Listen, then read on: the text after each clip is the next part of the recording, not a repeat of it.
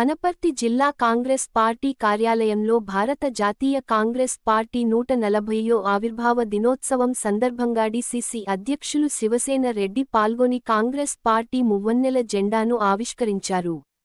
వనపర్తి శాసనసభ్యులు తూడి మేఘారెడ్డి నియోజకవర్గ కాంగ్రెస్ పార్టీ నాయకులకు, కార్యకర్తలకు, కాంగ్రెస్ పార్టీ కుటుంబ సభ్యులకు కాంగ్రెస్ పార్టీ ఆవిర్భావ దినోత్సవ శుభాకాంక్షలు తెలియజేయడం జరిగింది.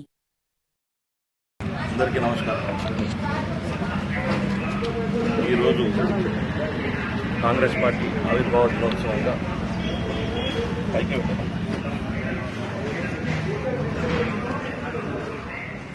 మొదటగా కాంగ్రెస్ పార్టీ నాయకులకు, కార్యకర్తలకు, ప్రతి ఒక్కరికి కాంగ్రెస్ పార్టీ ఆవిర్భావ దినోత్సవ శుభాకాంక్షలు.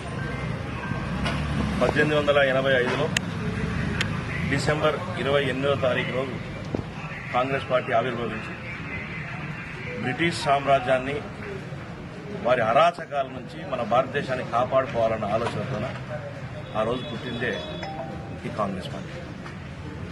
ఆ తదనంతరం మీ అందరికీ తెలుసు, బ్రిటిష్ సైన్యాన్ని ఏ విధంగా తుదిముట్టించడం, ఆ తర్వాత భారతదేశాన్ని స్వతంత్రం రావడంలో క్రియాశీలక పాత్ర పోషించి ఈరోజు దాదాపు ప్రపంచంలోనే 140 సంవత్సరాలున్న పార్టీ ఏదైనా ఉందంటే ఒక కాంగ్రెస్ పార్టీ మాత్రమే.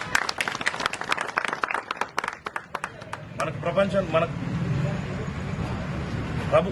స్వతంత్రం వచ్చిన తర్వాత భారతదేశ పరిస్థితి అధ్వాన్నమైన పరిస్థితిలో ఉండే.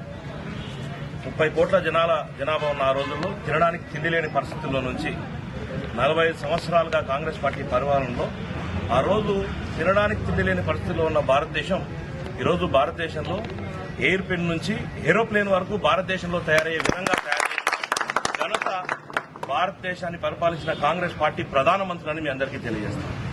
ముఖ్యంగా గాంధీ గారి సారథ్యంలో, నెహ్రూ గారి ఆధ్వర్యంలో ఈ దేశం ఎంతో పెద్ద ఎత్తున, అంటే పేద దేశం అనుకున్నది కాక గొప్ప దేశంగా తయారు కావడానికి ఆ రోజు వాళ్ళు వేసినటువంటి విత్తనాలే ఈరోజు చెట్లై ఇంత పెద్ద 140 కోట్ల ఈ జనాభాకి ఈరోజు సుభిక్షంగా ఉన్నటువంటి రోజు భారతదేశం ఇంత సుభిక్షంగా ఉందంటే కారణం ఆ గాంధీ కుటుంబం, కాంగ్రెస్ పార్టీ పెట్టిన ఆ విధానాలు, వాటి వల్ల ఈరోజు ఇంత సంతోషంగా ఉండగలుగుతున్నాను అని మీ అందరికీ తెలియజేస్తాను.